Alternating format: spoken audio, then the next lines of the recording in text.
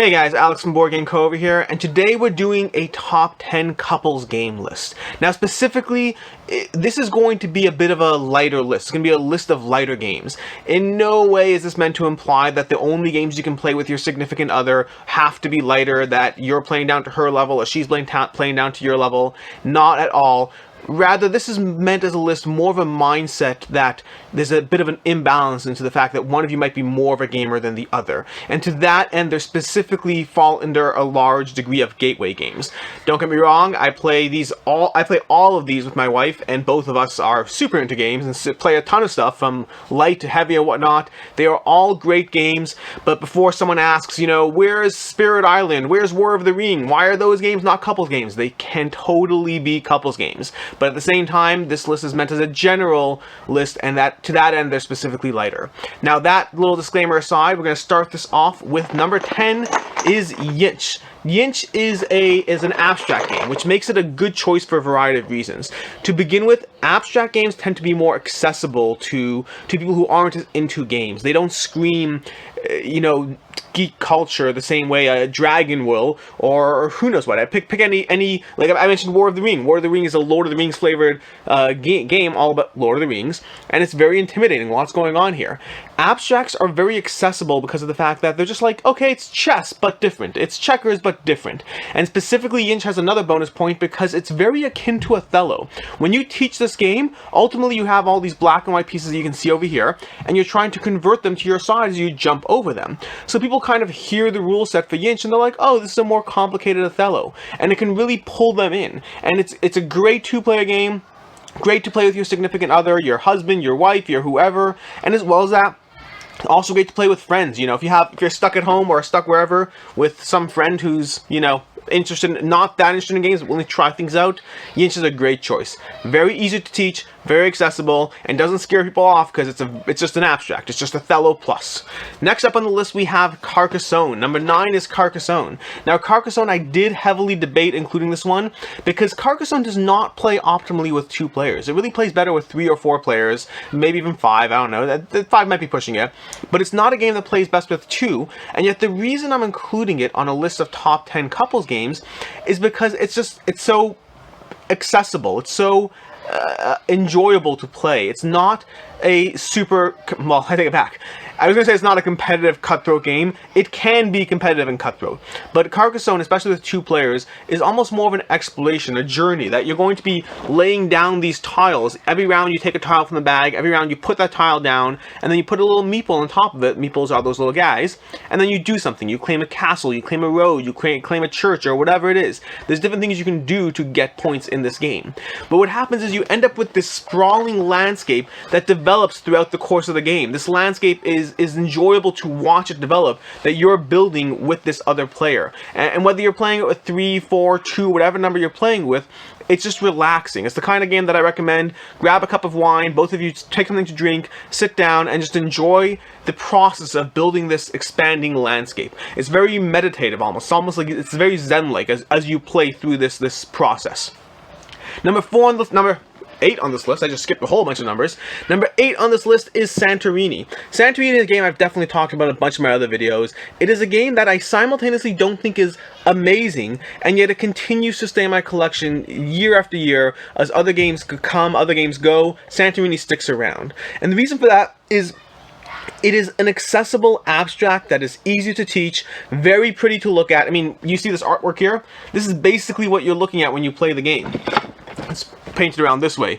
So if you see over there, you can see that it's basically, you have that 3D building process that you're doing as you play. This is a coffee table piece. It's gorgeous to play. It's gorgeous to look at. The art's well done. The board is visually striking. It comes on this board. And it's a game that when you put it down and when you teach it, as soon as you lay it out, people want to play it because of how good it looks. And it teaches in 5 minutes maybe. So I mean, Yinsh, for instance, is a great game, but Yinsh takes a little more than 5 minutes to teach. There's a little bit more going on, a few more nuances, exceptions, use cases. In Santorini, the core game teaches in 3 to 5 minutes, and then past that, once you teach part of the game is that every player gets a unique power, unique god that mixes up the game every single time you play. So one game you have Apollo facing off against Zeus, another game you have Aphrodite against Athena. You have different Greek gods and goddesses as well as heroes that you'll be playing the game with, and they mix up the game in interesting ways every time you play it.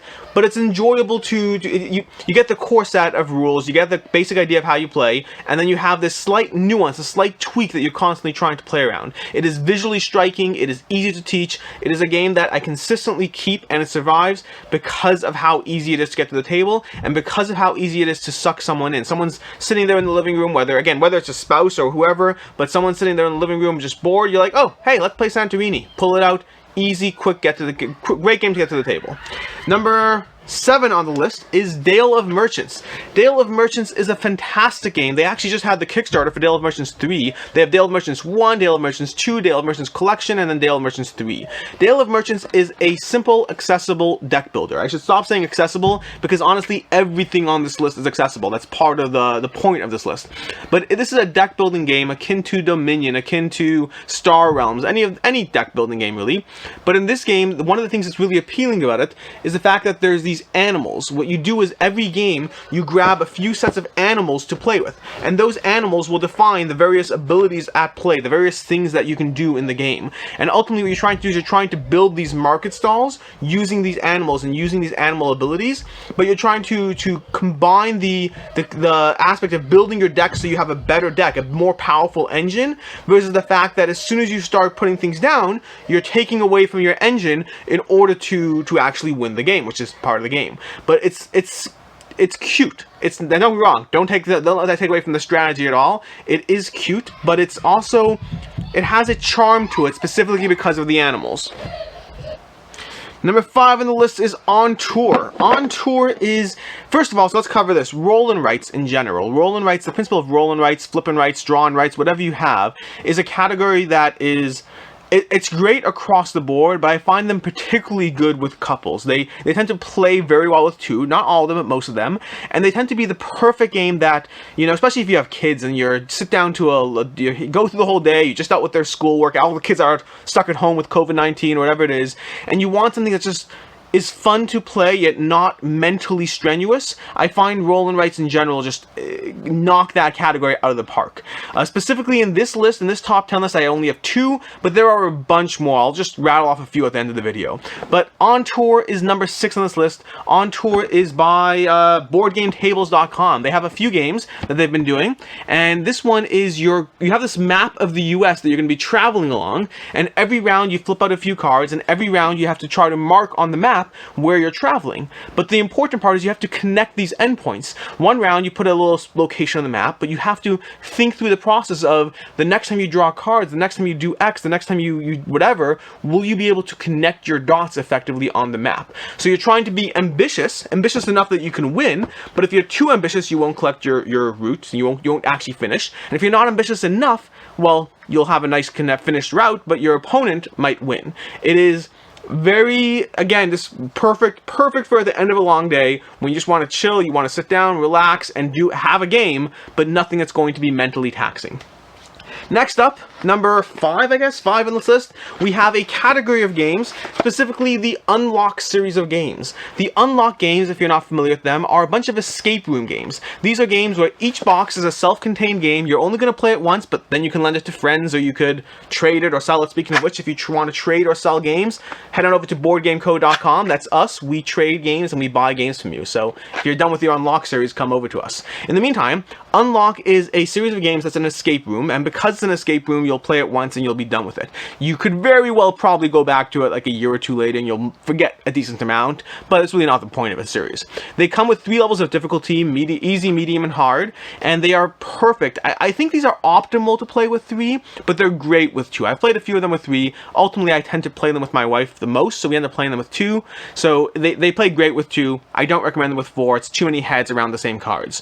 These games give you a phenomenally well done escape room experience, and it's not the kind of escape room experience where it's $30 per person plus $20 for babysitting or who knows what, and it's $100 out for the evening for the two of you. This is going to cost you $10 or somewhere in the range, $10 to $15, and from there you can gift it to the next person, you can sell it, you can trade it. They are phenomenally well done. There are other games in this escape room genre. There's the Exit series of games. Behind me over here, there's another escape room game right here. But I personally find the Unlock series to be the best done out of the escape room games. I drastically prefer them to any of the other series. The closest competitor are the Exit series, and those involve destroying components while you play, which I'm not against the destruction of components. I love legacy games. I just didn't find the Exit series as compelling as the Unlock series. Number 4 on this list is Patchwork. Now, I love polyomino games. If you've been following any of the stuff I put out, I generally have polyomino games. I like them a lot. I like Isle of Cats. I like Barren Park. I like, we got Spring Meadow, Indian Summer, Cottage Garden. I generally enjoy polyomino games. I enjoy that Tetris-y aspect of, well, if you don't know what a polyomino game is, it has these Tetris-y style pieces that you have to lay and interconnect, akin to Tetris, in order to accomplish some objective. They all have a degree of similarity to what you're trying to do, which is connect these various pieces, but I particularly enjoy Patchwork. I think Patchwork is it's not my favorite polyomino game, but it's probably my favorite for what I would call a couples game. It is specifically 2-player, as opposed to these others, most of the others, which play well from 2 to 4. But Patchwork is designed very specifically as a jumping around from one person to the next as you try to complete your objectives and as you try to basically build your quilt, your patchwork quilt, while filling up your board and scoring the most points. It is great. I think it's one of the first polyomino games that really became that famous, and for a good reason. It's by Uwe Rosenberg. Great game. I'm going to use it. Very accessible. Very good for at the end of the day when you just want something to relax, you just want to play something. Patchwork is a great game to play. From there, number 3, I guess. Number 3 is Welcome To. Welcome To is the second roll and write on this list. Although, interestingly enough, both of these roll and writes are really flip and writes, which means they just deal with cards instead of whatever. But Welcome To is a roll and write, flip and write, whatever, where you are building a neighborhood as you play. What you're going to be doing is you're going to be filling out every round. You're going to flip 3 cards, and then every round you're going to be trying to figure out which card you want to use from the flipped cards in order to mark a section on your board. One of the things I particularly like about this is many roll and writes involve doing the same things. All the players do the same thing with the numbers that come up. In Welcome To, you get different sets of numbers, so different people can use them to accomplish different objectives, but ultimately you're trying to build your neighborhood while combining a few different scoring objectives, such as having the most trees on the block, having more swimming pools, having the right configuration of specific block patterns that you're going to draw. Every game they'll be slightly different. They have a bunch of expansions. Ultimately, I own the expansions, but I haven't felt the need to play them. This is a series. This is a great game that can be played. Oh, this is a good quarantine game now that I think about it. This is a great COVID-19 game. Have your friends download a sheet for the game. Have somebody else flip the cards while you're on a Zoom call or whatnot. This can be a great game to play on Zoom during quarantine. You can play it with 2 people, which my wife and I frequently do, or you can play it with 3,000 people simultaneously as long as you all have a sheet. You just need a sheet, a pen, and then 1 person to flip the cards. So this is great if you're looking for something to do with your extended family over Zoom. Find a sheet to download, find that piece of paper, and then have 1 person who owns the actual game go through that. Great for couples, great for COVID-19, a really amazing roll and write, flip and write game. Number 2 on this list is Codenames Duet. Codenames Duet is an amazing game. I played this when my wife and I had our last child. We basically spent the whole day in the hospital playing this the next day while we were stuck in the hospital for the next few days. We played other games too, but Codenames Duet just kept coming up again and again and again. Codenames Duet is the 2-player version of the popular game Codenames, and specifically Codenames Duet, I actually end up playing this more. I find that whenever they take a game and they make it a 2-player game, sometimes I like it, sometimes I don't, but rarely have I ever played it more than the original. Codenames Duet is a 2-player version of Codenames that I play far more than regular Codenames. I find that cooperative aspect, it wasn't just a gimmick that they were trying to sell a 2-player game. They did a phenomenally decent job of making Codenames and the puzzle that is Codenames into a cooperative experience where you have to give clues and you're all on the same team. It's really well done. Ultimately, in Codenames, if you haven't played it, Codenames is a game where you have these various cards on the table and you have to connect cards cards using essentially clever clues. Now what I mean by that is you might have a whole grid of cards and you have to try to connect the word milkshake with the name. Well, actually I'll give it a specific example. They had the card, I was playing with my wife in the hospital when we had our kid. We had the card Joan of Arc and she had the card Burger, okay? And so what she did is she said steak 2. Because what you have to do is you have to give a clue and then followed by a number, which is the number of cards you're referencing. And she did steak 2 because burger is meat and steak is meat, and steak because Joan of Arc was burned at the stake. It was a very clever clue. She was very proud of herself. I got it. We moved on.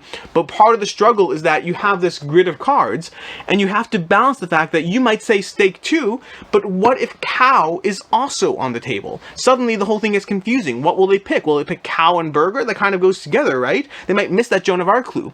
So you have to give a clue that guides people to the cards you want while avoiding the cards you don't want, which makes every game a fascinating challenge of how to actually play it out. Codenames Duet does work with 4 or more players as well. You can just play on teams, but it works phenomenally well with 2. My wife and I play it all the time. My daughter and I play it all the time. I played it with friends. It is my favorite version of Codenames by far, and an incredibly good game. I recommend Codenames in general, both regular Codenames and Codenames Duet. I cannot recommend them enough in terms of getting non-gamers to the table. Now, if you have someone who you kind of want to introduce to the world of board games, you don't want to scare them off, Codenames is a perfect pick. It's amazing.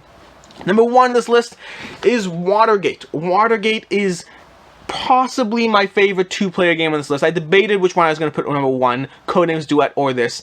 Watergate is a level up in strategy here. In terms of everything here, I think is incredibly accessible. Watergate is not the first game I would recommend. It's, get a few other games in your belt, play 1 or 2 other games on this list, or other games, whatever, and then play Watergate. Watergate, as you might imagine, is about the Watergate scandal. One player is playing the Nixon side, the administration, and the other side is playing the press as they try to uncover the whole scandal and figure out what happened.